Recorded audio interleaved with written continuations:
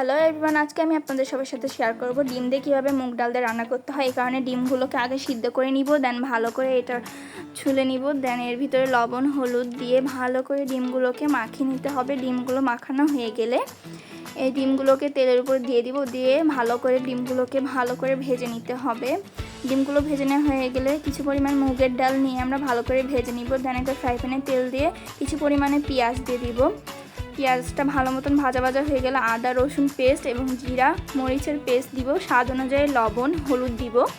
এটাকে ভালো মতন কষিয়ে নিতে হবে। মশলাটাকে ভালো মতন কষানো হয়ে গেলে ভেজে রাখা ডালগুলো ধুয়ে দিয়ে দিব, এর ভিতরে দিয়ে কিছুটা পরিমাণে কাঁচামরিচ ফাড়া দিয়ে দিব। দেন এটাকে আবারও ভালো করে নাড়াচাড়া দিতে হবে। ভালো করে নাড়াচাড়া দিয়ে কষানোর জন্য হালকা একটু পরিমাণে পানি দিয়ে দিব।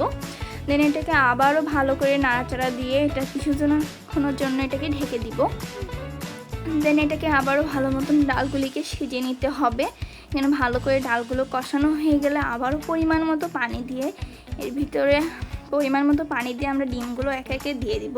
দেন এটাকে ভালো মতো রান্না করতে হবে যেন ডালগুলো ফুটে যায়। এভাবে রান্না করা হয়ে গেলে এর উপর দিয়ে কিছু পরিমাণে গরম মশলা জিরা গুঁড়া দিয়ে দেবে। দেখতে পাচ্ছেন আমাদের ডিম রান্নাটা কতটা সুন্দর হয়েছে।